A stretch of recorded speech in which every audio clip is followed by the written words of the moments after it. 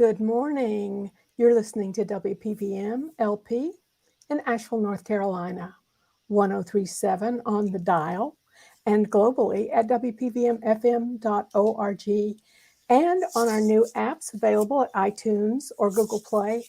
And we're on Alexa. You can listen to WPVM by telling Alexa to tune in Asheville Radio or the Voice of Asheville.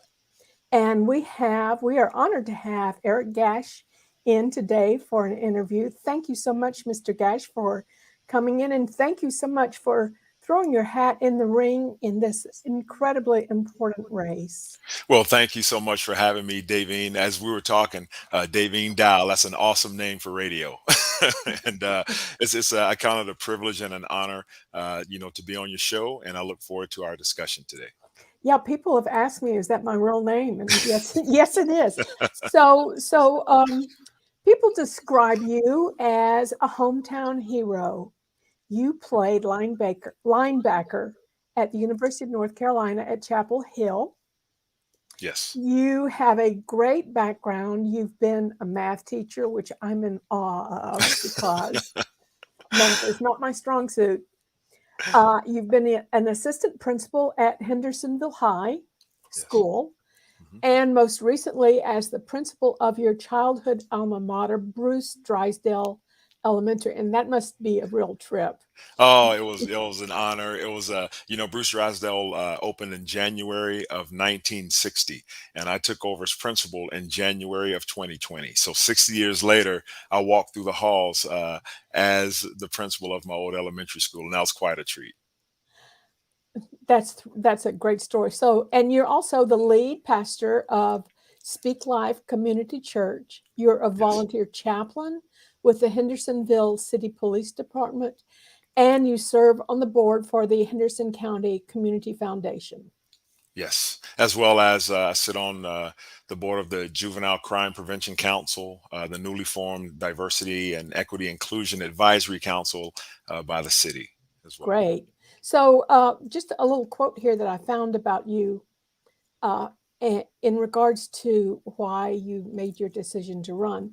The August 2020 Mountain Express story on religious leaders becoming involved in social justice.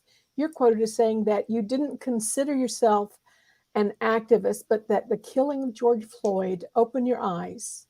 You say, I'm almost ashamed to say I've never spoken at a protest rally. I've never marched, nothing. Being Black in America, we've learned to overlook things, look past things, and give folks the benefit of doubt. Yeah, I remember that article when it came out, and I look at the George Floyd incident as kind of a watershed moment in my life and in the history of our country. I look at it.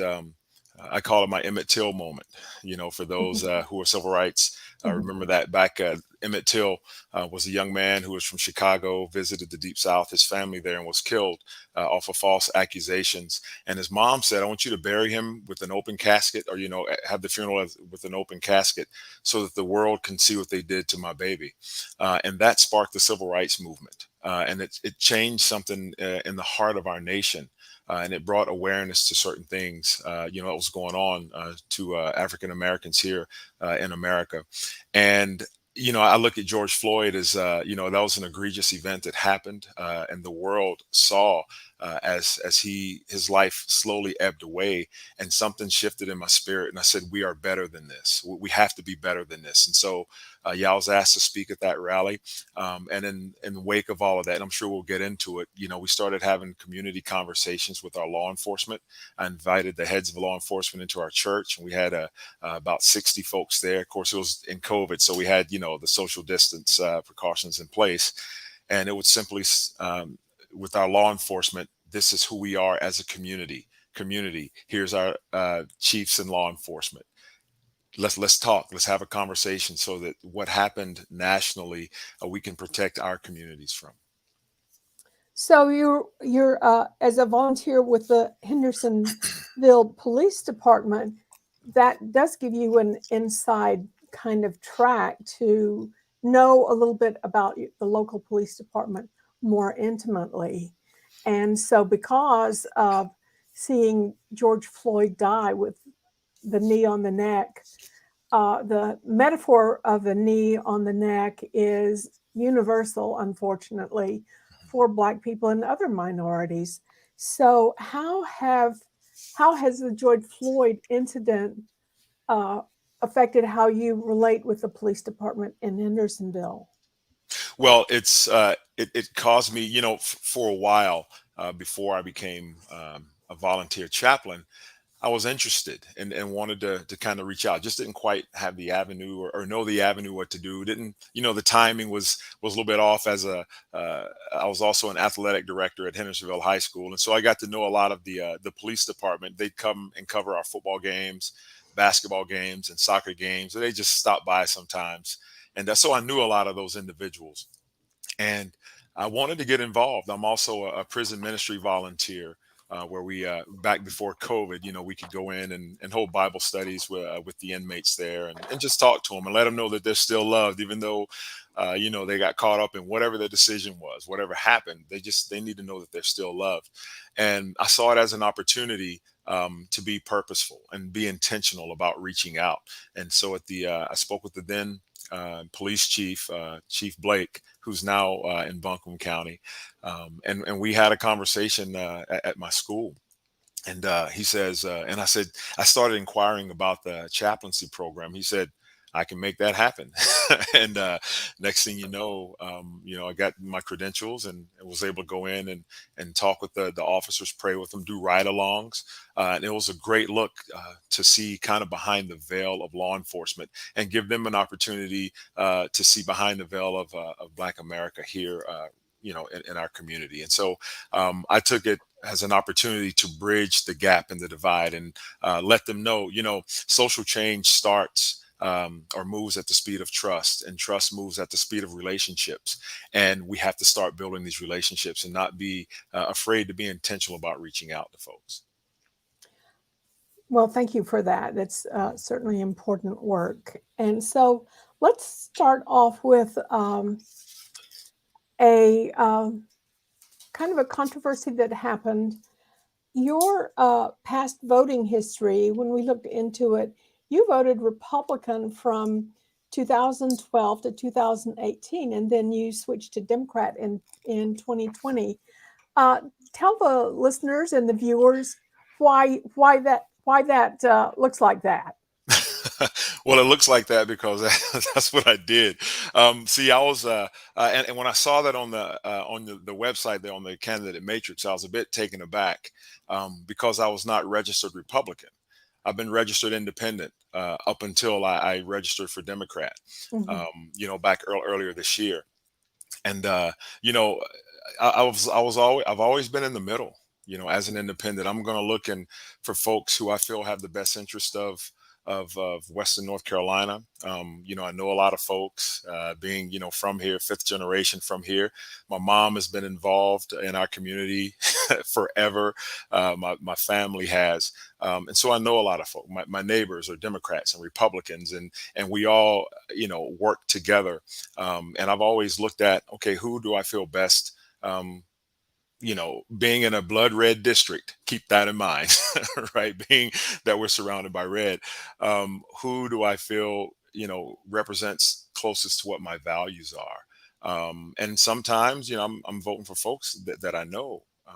And so I don't know if it's that much of a controversy. There's close to 200,000 people that are registered independent here in our district. And the majority of folks are, kind of in the middle. And, I'm not going to be controlled by either extreme. I'm going to vote, my conscience, and for the person who I feel is going to best represent, my community here. Well, is a growing number of unaffiliated in our region for sure. I myself have been unaffiliated since I moved here and registered to vote. So Mhm. I understand that. Now, I did want to give you a chance to go deeper into that instead of just the numbers on the page. Mhm. I mean, yeah, yeah. Well, I do appreciate that, and thanks for the opportunity. Sure. But yeah, it's a little misleading for someone to say that I was Republican. No, I'm always been registered Yeah. independent. Yeah, But well, for clarity, that was just the voting history, not sure, necessarily saying that you were you were of one party or the other. sure. So let's move to healthcare, and it certainly is a very important issue. I've gone through the issues that you have on your website, which Mhm. the ticker says WPVM or HTTP ericgash.com. So you say, I believe we should create a public option system ensuring that millions more Americans have access to affordable care. I will also defend policies that protect a woman's right to make her own medical, health, and reproductive decisions. Mhm. Yes, So that kind of clarifies that you actually are not anti-pro, that you're more pro-choice than you are the term pro-life, per sure, se. sure. And looking at that, it's a privacy issue between a woman, her family, and their healthcare provider. It's personal, and personal decisions shouldn't be made by the government. That's and I'll defend a woman's right to make her own medical, health, and reproductive decisions because it's a privacy issue. And I was recently at a back to school fest here in Hendersonville, and I had two ladies come up to me from one of the local churches, and they said, uh, "Well, Eric, I hear that you're running for Congress, but you're running for the wrong party." Right? And I said, "Well, let's talk about that. Why would you say that?" And they said, "I'll give you three reasons: abortion, abortion, abortion." And I said, with all due respect, I said, if you ask 100 registered Democrats or 100 people, period, ask them if they're pro-life or pro-death, what do you think they're going to say? And they just kind of looked. I said, they're going to be pro-life. Nobody's pro-death. Right. I said, there are situations that happen. I said, nieces, nephews may have daughters. I said that the Lord forbid a situation occurs to where a decision like that has to be made. I said, but if it is, who would you want making that decision? Would you and your family want to go behind closed doors with your healthcare provider and make that decision? Or would you want somebody else telling you what to do? And they just kind of looked at me with a quizzitive look. And I said, exactly. I said, that's it. It's about you having the privacy to make your own decision, and government shouldn't be making that decision, you know.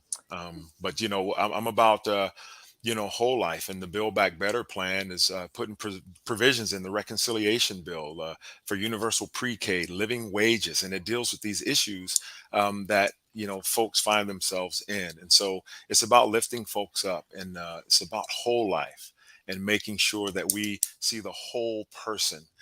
From cradle to the grave, from the womb to the tomb. You've heard all the sayings, and so that's what the Democratic Party stands for, is about helping folks, taking care of the least of these.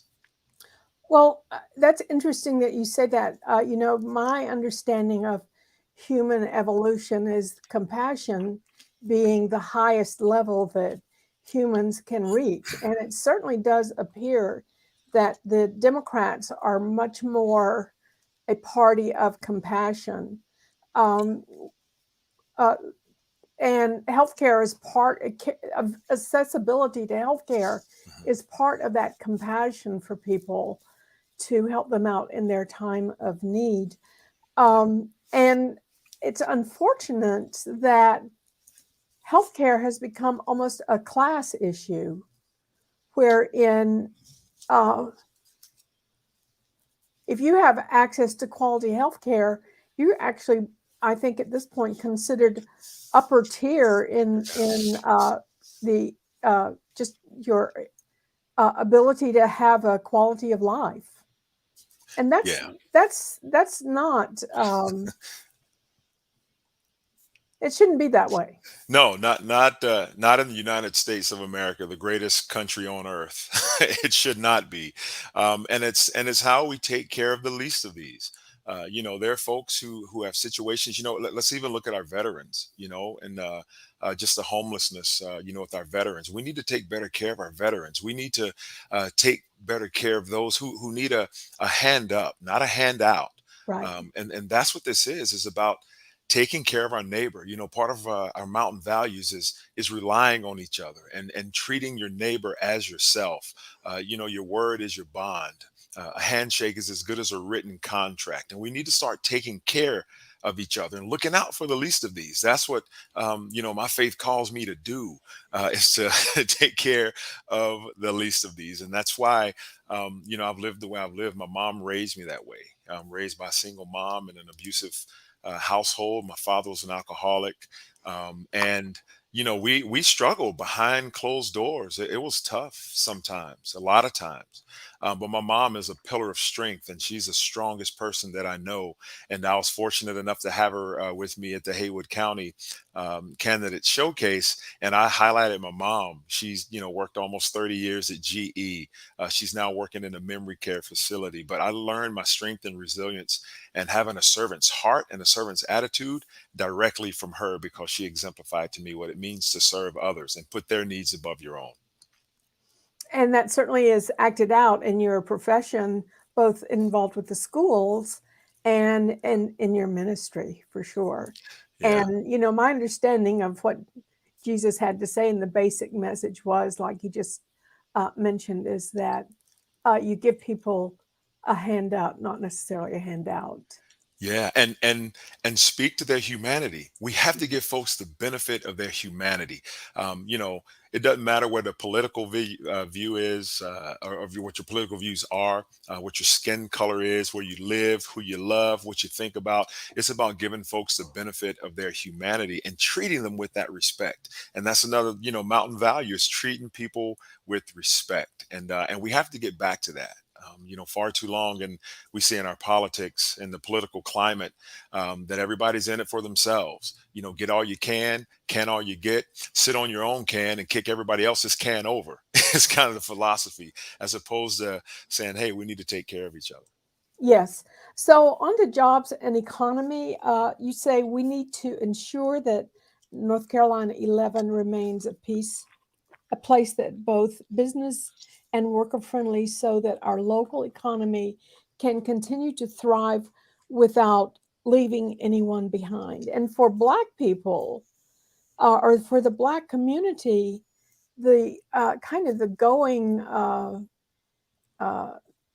sense for Black people in Asheville is that they have to sacrifice to stay here, whereas they could go to Atlanta or other larger cities, and they're not held back like they are necessarily in our own community. And I'm sure that you have seen this happen in your area too, that in order to stay you have to sacrifice and settle for less. hmm Yeah, and one of the things about living in the most beautiful place on earth, right here Right. in Western North Carolina, and is everybody wants to live here. It's a very desirous place to be. And we see, I was talking to a realtor a couple of weeks ago, because I'm looking, I have three grown kids. Both of my boys have graduated college, one from NC State and one from Western Carolina. And our daughter is a junior at North Carolina A&T.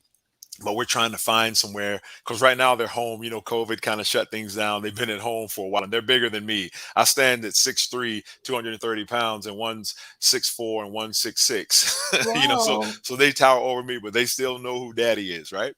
But we're trying to find, just a place for them to go and live and buy a house. And a realtor was telling me that there were some houses built out in Mills River out here in Henderson County for the workers of the Raytheon plant, that's going to be Mhm. coming here.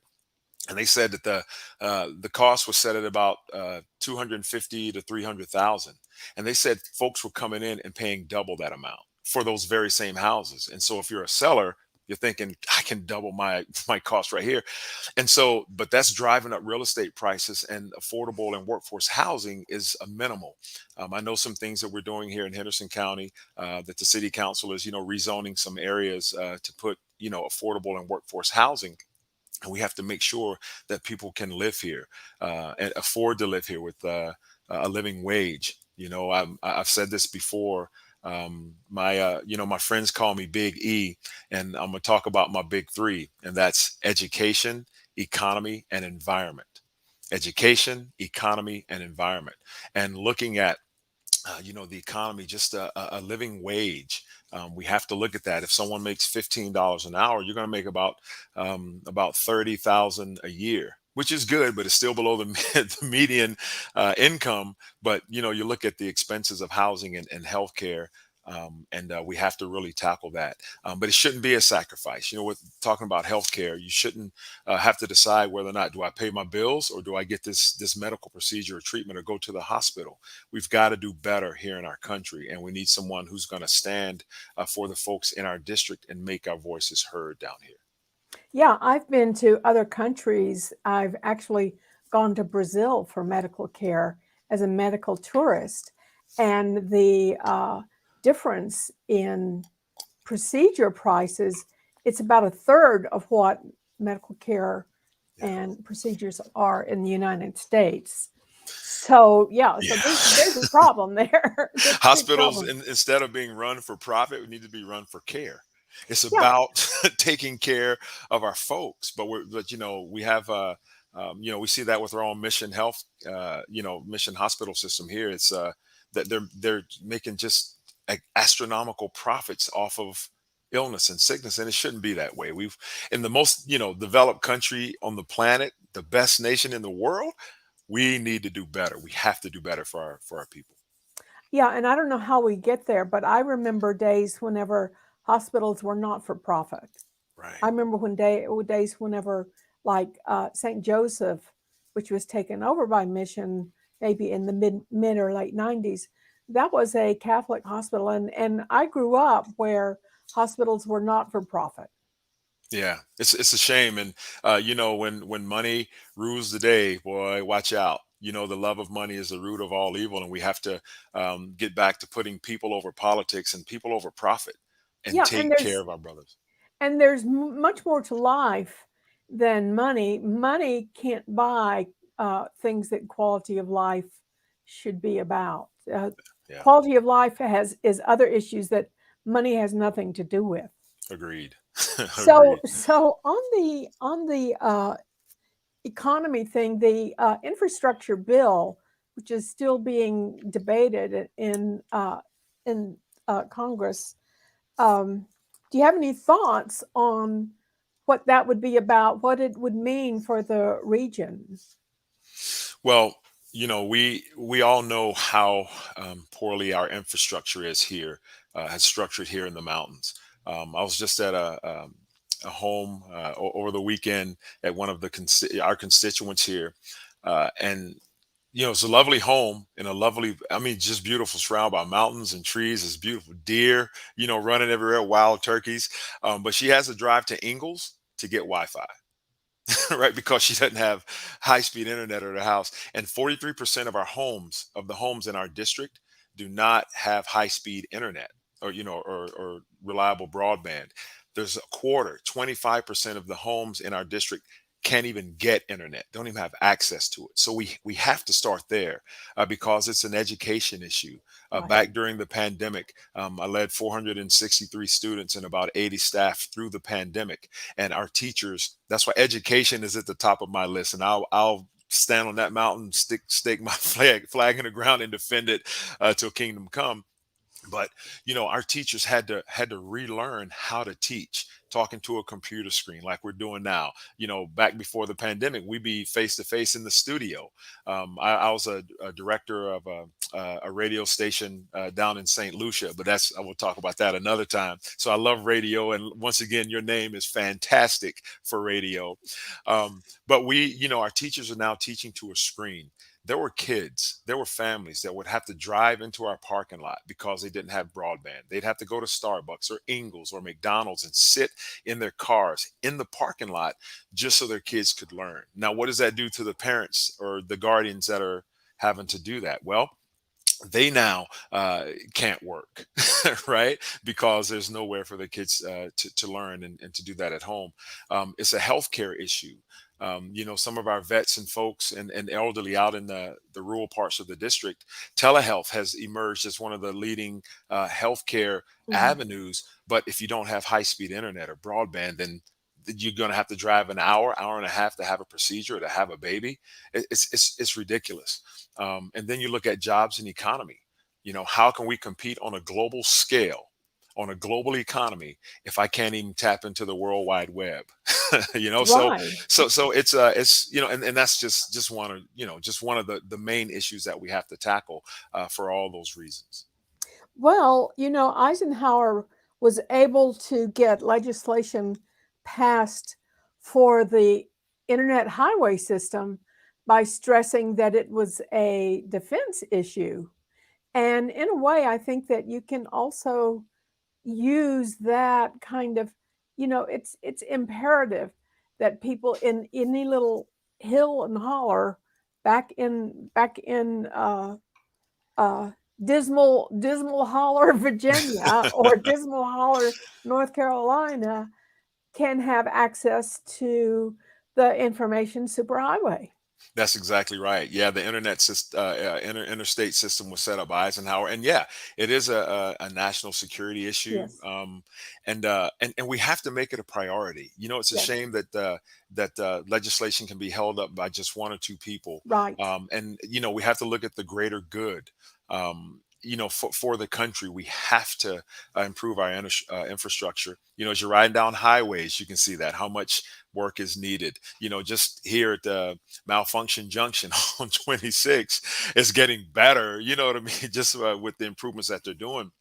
But that needs to go on, not just throughout our district, but throughout our state and the country. And we need to get that passed for the betterment of our nation. Yeah, yeah. So, the environment is something that you cover on your website. Mhm. What do you have? What's your points about this?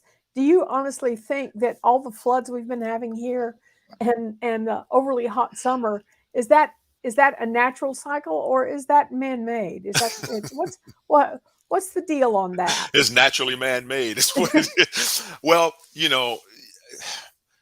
just with my uh, just going through counseling and with with folks who are in addiction with addicts, the first thing Mm, you have to do on your road to recovery is admit that you have a problem, admit that there is an issue. And in order for us as a nation to move forward on our road to recovery, we have to acknowledge and admit that there is an issue. I lived a number of years in the Caribbean, and going down there now, we're planning on going back to see my wife's family at Christmas, God willing. Just seeing the erosion of the beaches because of the coral reefs that are being depleted, how that impacts the coastline here in the east, all the flooding. See, the thing is with the hurricanes, every year it's a new record. mhm. Right, for the last decade it's been a new record every year with hurricane, the largest storm to hit landfall, the most rainfall in certain areas. In Greenland, they just recorded rain for the very first time in certain regions up there, for the first time in recorded history. We look on the west coast, and this the extreme droughts and the wildfires that just kind of consume the west each and every year.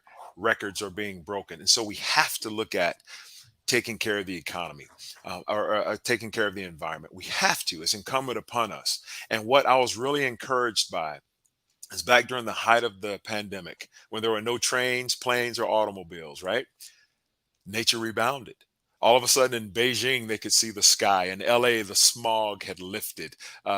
Deer and wildlife starting to reclaim cities, and they're seeing it in downtowns. And it's just like, it was phenomenal how quickly nature rebounded. I would love to think that we could flip a switch and automatically we're back on track. We're zero carbon footprint, zero emissions. But I know that that's not going to happen right away. But we can start turning that ship, uh, to right the ship, so to speak. We can start now, and that'll come with green technologies. I toured Meritor a factory here that's located in Fletcher, right here in the Mhm. district. They make 70% of the axles that go on the big rigs in this country. 70% of those axles come from Meritor. They had a room or a section that was kind of partitioned off that they're dedicating to electric engines. And that's the green technology that we're talking about. And they were saying within the next 5 to 7 years, we're going to start to see an increase of these big rigs that have these electric engines on our highways. So that's going to help reduce the emissions in our carbon footprint. Green technologies like vertical farming. Housing is an issue. And so as we build housing, well, it's going to take up some of our farmland. Well, how do we decrease in mass but increase production is through vertical farming. Mhm. And we can retrofit some of these buildings and we can produce our food year round. So what's that going Mhm. to do is going to create jobs. It's going to help with our food deserts. And it's going to create a product that we can now export from our region to the rest of the state as well as the country. And so we have to take climate change seriously. Steve Harvey is a famed comedian. He does he's Family Feud guy now, but before his show, either before or after the show, he has like a little monologue, and you can look this up on YouTube. The time he's talking about how awesome God's creation is and how awesome God is. And he says, if you don't believe me, how awesome God's creation is and how beautiful it is, he says, drive down I-40 through Asheville, North Carolina, and look at the Blue Ridge Mountains. Here's a man who's been all over the world. He chose our district. This is a desirable place to live. We have an awesome communities. We have awesome just people. School systems are great. We still need some work to do on those, right? But that's the whole point of me running for Congress, is to turn an eye to that.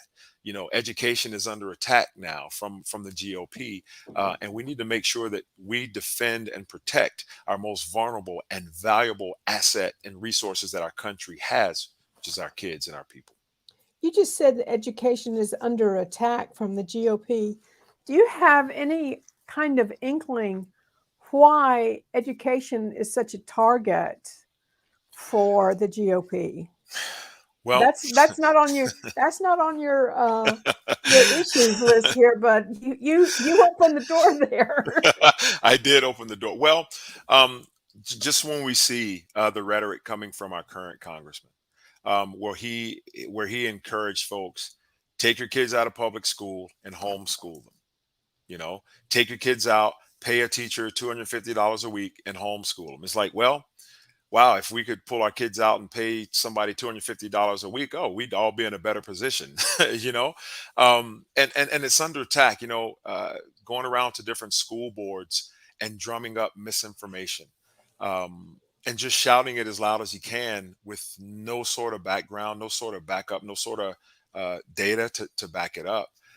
And so, I went to our school board when the current congressman came, and I said, listen, we don't need someone coming in here telling us how to take care of our kids, especially someone who's been absent for the last 18 months. And I just thank the board, the school board, and the superintendent and the leadership for making these tough decisions during this time. We all want our kids back in. No one wants to walk around with masks on all the time, but if it's going to help us get back to normal so that we can reopen our jobs and get our kids, back in school without the masks, then we're going to do it for now. But I thank them for basing their decisions off of fact and not fiction, off of Mhm, data and not delusion, and mhm. basing it off of people and not politics. And so, it's under attack. They're screaming and talking about CRT and just overwhelming, just bombarding. It's been weaponized. Masks have been weaponized. Our schools have been weaponized, and so people are going into school board meetings in Buncombe County. They took over this. They sat in the chairs and said, "We deposed the board. We're now the new board," and that's eerily similar and familiar to what happened on January the 6th. And we refuse to allow that to happen here. So we're going to stand up. We're going to stand up and defend our kids and our education and our school boards. Yeah, we have to. We have no choice. Yeah. And they certainly have thrown out the gauntlet that this is the direction that we're going to take you. If you're a part of the Republican Party, we're we're weaponizing everything Yeah. that is uh, maybe enlightening, so people do not think that we are the be all end all to lead the country from whatever decadence they think we've sunk into. Yeah, and what's encouraging as well, for me, as I travel throughout the district, as I'm in grocery stores and restaurants and just out and about, folks have approached me, have approached my wife, just saying, Eric, listen, I'm sick of all the division and just the divisiveness. We need somebody who's going to bring us together. Mhm. And they said, we're going to vote for you. I've had folks tell me I've been Republican all my life, but I'm switching to independent so that I can vote for you in the primary. And so they're fed up as well. They don't like the direction, of where the GOP is going, and they feel the frustration, and that's why I'm running. Just to be able to build those bridges and reach across the aisle, and let folks know, hey, we're going to do this. We've got this. We're in this thing together. And like I Right. said, that's part of our mountain values, is looking out for your neighbor. Right. So back briefly to climate change, and then I'll move on to your next issue. Okay. You say from investing in renewable energy to upgrading our infrastructure to become modern, resilient, and energy efficient, we have the opportunity to create millions of good paying American jobs along the way. Mhm. Certainly. And that's what it's about. Our country is built, we're innovators. We overcome, we adapt. That's what we do. And we need to tap into that potential. That's why education is so very important. We have to, universal pre-K is so very important. We have to start early with teaching our kids to be lifelong learners. And here's something that really surprised me is, I have a cousin of mine who works in the tech industry, and he's talking to me about things that don't even exist yet. Right. And I'm just like, wait a minute, what are you talking about? And he said, and we have to train our kids Right. for jobs that don't exist yet. Think about before the cell phone came out, it was just a thought in somebody's head, and now you can't find anybody, dare I say, any adult without a cell phone right That's now, right. which didn't exist, a couple of decades ago, however long.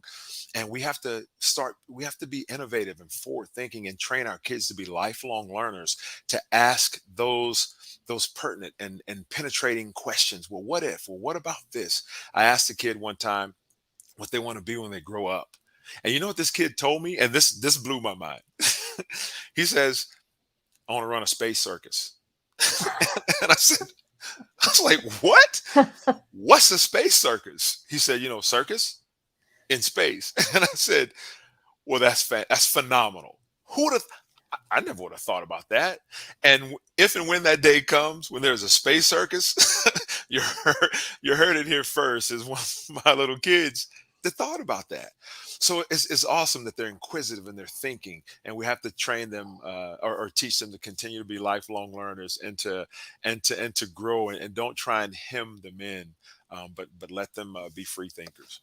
Yeah, Steve Jobs said that, he felt like it was his job to create devices and technology that people don't even know that they need at all. Yeah, yeah. And uh, so let's move on to immigration. You say America is built on the values of freedom, democracy, and opportunity for all immigrants lies in the heart of these values.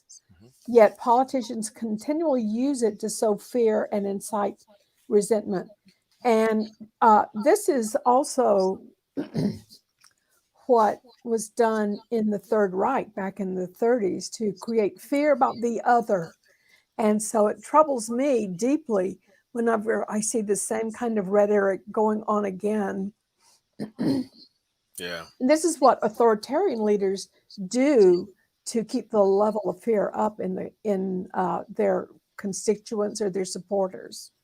Yeah. It, it, talking about the border, and immigration. This country was built, on, uh, on immigrants. Everybody, unless you're a Native American, you're an immigrant. And I think first and foremost, we need to secure the border. I mean, that's no doubt about it. I think of my home here. I lock my door, I close it, when I leave. But we need to just be able to secure the border, be it fencing, a wall, drone technology, whatever the case is. It's got to be done humanely. I think we need to back our border patrol and make sure that that they're properly trained, and which they are. I hadn't been to the border, but I do know that folks need to treat people with dignity and respect and humanely, and there are asylum seekers, and I think we need to increase the amount of judges there to hear those cases. We need to Mhm. increase advocates there that are experts in in the law that can help expedite that. And my own story with immigration, my wife was born in Barbados, and when we moved back here, she has a master's degree in international business and banking.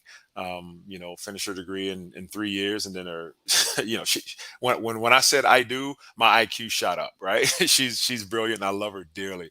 25 years we've been married, but when we came back to the U.S., my brother had to sign as a guarantor for her in case something happened to me, that she wouldn't become a ward of the state. And it took us a year and a half for her to get her green card. A year and a half for a master's degree holder from an American university at FIU, right? With three kids, married at that time. We've been married for, she's going to get me 12 years, I think, and we're coming back. And I'm like, what am I, chopped liver? I can provide for my wife. But we have to bring it into the 21st century. I mean, it's crazy how long it takes for that process to go through. And I think also we need to, when I was teaching math in high school, I would bring kids in, like upperclassmen. I taught freshmen all day long, and I bring in upperclassmen to do kind of like peer tutoring to help them. They're going to see it from a student's perspective, from a kid's perspective, and they can answer questions and be a little better. Get the point across. Other than the teacher always telling them, a peer, which they know and respect, can help them out. And I think maybe something like that, a training, a peer tutoring sort of mechanism, that we could have folks who have gone through the process, who are citizens or green card holders, to go back and say, hey, this is what you need to know. This is what you need to do. This is how you need to do it. And this is who you need to talk to if you need healthcare, education, so on and so forth. And kind of use like a training or a mentoring or a peer tutoring program for folks at the border. But it's definitely an issue that we have to take into consideration and look closely at, but treat people humanely. So, from your own experience, then, and getting your wife first a green card, and then I'm assuming onto a citizenship, the the feeling that I hear from the anti-immigration people is these people are in our country and they're taking uh, advantage of facilities and monies that I don't think is available to them, but they're using this as a way to say that they are here taking advantage. Yeah, once again, it's been weaponized, like a lot of things, and Mhm, it's used as a dividing measure, mhm, just to drive a wedge between folks, in our community. I mean, we look at our community here, being that we're agricultural. We have a high agricultural sector. It'd be really hard for us to produce the crops that we do with apples and other vegetables without migrant workers. It'd be extremely tough. And just talking to local farmers in the area, they need folks that are willing to do the work, and there are jobs that are available, but we need folks that can do the work. And part of that gets back to getting this pandemic under control. And people talk about masks, unmask my kids, and the masks don't work. And I've asked a few people, okay, if you've ever had a medical procedure done, and you walk into the operating room, does the surgeon have a mask on? Do the nurses have masks on? Okay, well, why do they have them on if the masks don't work? Of course, the masks work. mhm, The numbers are declining and going down. Why?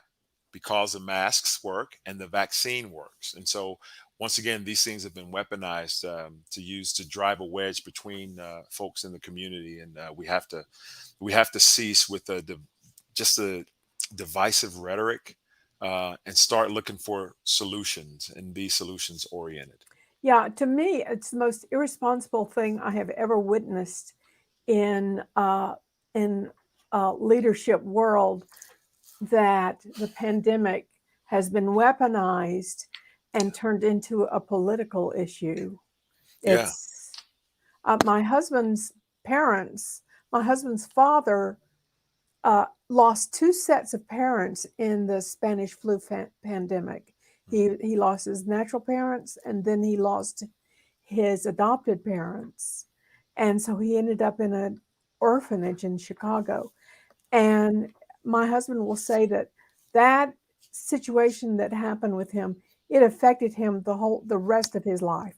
yeah, and you see people, who have fortunately survived, COVID, and they have a camera in front of them in the hospital, or they get out, and they say, you know what, take the vaccine. Right, is not worth it. And you look at the strain that it's putting on our the healthcare Mhm. workers, and people, for people to say, to spread the misinformation about it. And I understand it's people's right, to get it or not to get it. That's on you. But think of your neighbor. Think of your parents, your relatives. I wear my mask most times when I'm out, especially in crowded places, just because I think of my mom. My mom is, she works with an elder care, and I want to make sure I protect her, and where social distance can't be, adhered to. But it's getting better, and that's an encouraging part. It's getting better. The masks are working, the vaccines are working, and Mhm. we need to, get back to some sort of normalcy to where we're now trying to find solutions as opposed to highlighting all the problems that we have. Yeah. So let's move on to the Second Amendment. You say every person has a right to defend themselves and pursue a tradition of hunting and sportsmanship that so many in the mountains of Western North Carolina grew up enjoying. Mhm, You say, I myself am a licensed North Carolina gun owner. mhm. That said, weapons of war do not belong on American streets or in American classrooms. I believe in common sense guns laws that will keep our communities safe. And I wonder, this is a burning question that I have, Okay. what must the consequences be of children growing up with a constant threat of a mass shooter in their midst? You We didn't know, we didn't have that. We did have duck and cover, right. but But when we were coming up in school, everyone remembers preparing for a tornado, doing the tornado drill, where you yes, run out in the hall and face the wall and duck and things like that, or fire drills, right. to where you line up and you leave in an orderly fashion. Well, now we're doing active shooter drills. We're being trained on those things, and it hurts my heart. We had a school right here in our district, the school where my wife teaches math at Hendersonville Middle last year, had a shooting. And I was, in the car rider line, and at Bruce Drysdale, we're just a few blocks away, and I saw the first responders heading, kind of that direction. And I was thinking, oh wow, it must have been a big accident, gas leak or something. And then my phone rang, and it was my wife. And she says, Eric, there was a shooting. And all I heard was, Eric, there was a shh. And I took off. And I got in my car, and I went up to the middle school to where there were police and deputies. Our first responders are awesome. They are on spot. I mean, it was no doubt that, things were under control and safe. But for a while there, my heart was just palpitating. I didn't know what was going on. And I was thinking, wow, this happened here in Hendersonville, North Carolina. I couldn't. It just blew my mind. So for folks to say, "Oh, that'll never happen here," it happened here, and we just need to look at gun safety. 93% of the voting public agrees that we need to have background checks and red flag laws and things like that. 89% of Republicans feel that same way as well, and we just need to be smart about it. When you talk about, excuse me, gun safety, and reducing gun violence, we need to look at where these are sourced from. A lot of folks talk about the gun show loophole. I think you need to have a license to buy any firearm. That's just my personal opinion. I had to get trained and go through the laws about getting a concealed license. Well, to walk in and buy an AR-15 or a shotgun, I think there needs to be some sort of training there as well, or some sort of license, I should say. But something that folks don't talk about a lot are internet sales. I was talking to a gun shop owner out in the West, and he says we need to talk about that, because you can order any part off the internet for any gun, and you can assemble it, and it's untraceable. And so we Mhm. need to somehow get a regulation, some sort of regulation on internet sales as well. But yeah, we need to do something to curb gun violence, and look at gun safety. Well, it's another thing that has been weaponized. Yes, that's So, exactly right. That's exactly so right. my feeling is, and I've had a tragic gun accident in my own life where my son was accidentally killed by an unsecured weapon. I'm sorry to hear that. So, and so I've had many years to think about this, and I think that liability insurance on each gun should would be something to consider. Yeah, I mean, I think there are a lot of things we should probably look at and consider, and that's the first time I heard that. I think that's a good idea. You know, we just need to be able to take care of our neighbor. If there's someone that I know, owns a firearm, and they may be struggling a little bit, or they may be a little depressed, or whatever the Hmm. reasoning is, I'm going to Hmm. check on them. Hmm. Not to run in and kick the door in and take their gun, but just because I love them and I Hmm. care about them. I care about their family. And compassion has got to re-enter this arena somehow at some point in time. We've gotten to the point to where if we disagree on something, on anything, then we demonize the other folks. Hmm. We have to get away from that, Hmm. and know that we need folks who are going to be cool, calm, collected, and have good presence of mind in pressure situations when emotions are raging all around them. They have to be level-headed and cool-headed, and know that we have to look at and act for the greater good of our constituency and of our communities. Okay, so we're moving on to voting rights. The right to freely participate in our democracy is core to our shared values of freedom and democracy. Yet, for too long, this right wasn't equally distributed amongst all Americans. I am poignantly aware of the fact that as an African American, I would not have equal access to the ballot if it wasn't for the blood, sweat, you don't say blood, sweat. I'm adding blood here. Blood, sweat, and tears, and the leather of brave Americans before me. Yeah, yeah. I believe Election Day should be a national holiday. That's one of the most important rights that we have as Americans, is our right to vote. That's how our voices can be heard, one vote at a time.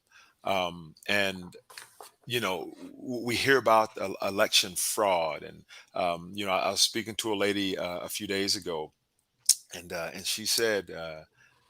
And there was a misdial. So I called someone who was registered Republican. She had the same name of another of another lady, and so we were talking about it. She said the election was stolen. I said, "Ma'am, let's talk about that." I said, what evidence was produced?" "Well, it just was." So I know that it's baseless, first of all. But I told her, I Mhm. said, "Ma'am, you realize that the former president had appointed judges, and they threw it out. They said there was nothing there. Every court that it lay before said there's absolutely nothing." I said in Texas, I believe it was Texas, 11 million something votes were recounted, and what, 16 or 64? It's just a minute amount. I think in Arizona they found more for Biden when they went back and looked at it, and so we're like, it's nothing. There was absolutely nothing there, and to continue with the big lie is a danger to our democracy. It's a danger to the right that we all have. And someone asked me the other day, what do I feel is the greatest threat, to our country? Is it China? Is it Russia? North Korea, Iran? Who is it? And I said, before all that, the greatest threat is internal, because if you can tear a country apart from the inside, the enemies need only to walk in and collect what's left. And so we need to stop the rhetoric with there will be bloodshed if elections don't go our way. It's false. It's fake. If I lose, then it was fixed. If I win, then it was right. That's ridiculous, and we have to stop with the dangerous rhetoric, because it's continuing to drive a wedge between the American people and folks right here in our district, and it doesn't need to be so. Just because we disagree with someone doesn't mean that we demonize them. Right. And again, it goes back to results of an election, if you don't like it, has been weaponized. Yes, that's exactly right. They lost an election. President Trump, he lost free and fair. He simply lost. Records were broken. With the most folks to ever vote in an election, and he lost. Mhm. Simple as that. Um, and instead of conceding and saying congratulate, like every other president in the history of our country has done, he says, nope, it was stolen, and we need to do something about it. Don't let them take your democracy from you. And folks acted on it. We see that happen on January the Mhm. 6th, in which it hurt my heart to see that. But we can and will heal our nation. But we're going to start now with the midterms coming up.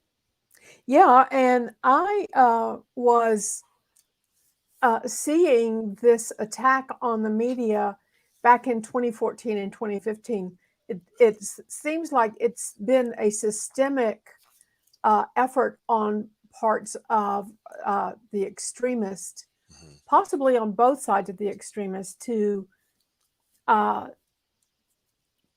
uh, denigrate and dismiss the importance of the media in our democracy. And if we also weaponize the fact that the media is around and we're a watchdog for power, then, it seems like all of the systems that we have in place are being attacked. And uh,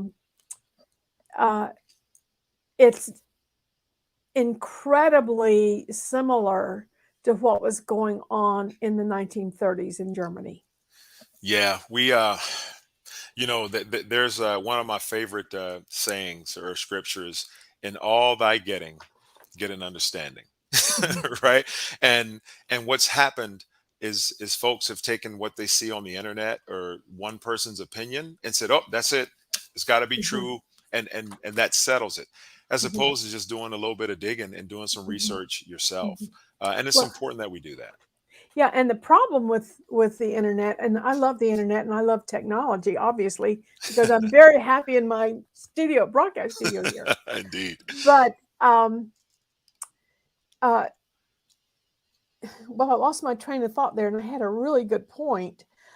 So we've got about 3 more minutes, Mm. and I'd like for you to wrap up what you'd like to say to people who watch this and listen to this on the radio, and how to get in touch with you, and how they can offer their support to you if they're so inclined. Oh, well, thank you, Davine Dial. I love that name. Oh, you have a great, I'm telling you, great name for radio. Thank you. Thank you for the opportunity. And you hear folks say all the time that I'm not a politician, and I echo that same sentiment. I'm not. I'm a public servant. Whether it's in school or church or helping our underserved communities or with law enforcement, I've called to serve. I'm fifth generation here in the mountains. My family is. My roots run deep. I'm a son of this soil. And I've watched politicians use this seat to launch their own political careers with no regard for our communities here. And we're overdue for leadership that gives back. We need to focus on our mountain values. And what I mean by that is no matter your politics, your skin color, your income, where you live, who you call home, who you love, we love and respect our neighbors. We rely on each other. Your word is your bond, and a handshake is as good as a written contract.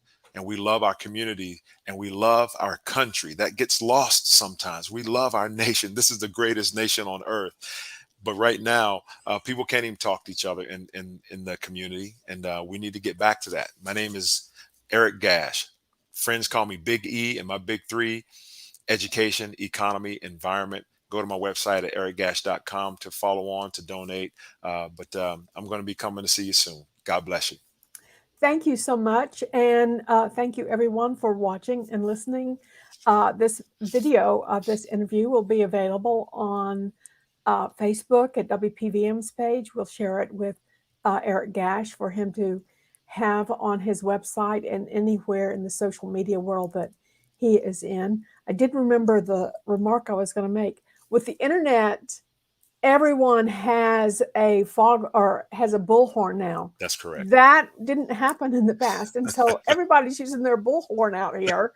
And some of it is bull. I love it. I might use that, Davine, if you don't mind. Go right ahead. That's bull. So thank you so much, Mr. Gash, for visiting with us. And we're signing off now. This is WPVM 1037 on your dial in Asheville, North Carolina, and globally at WPVMFM.org.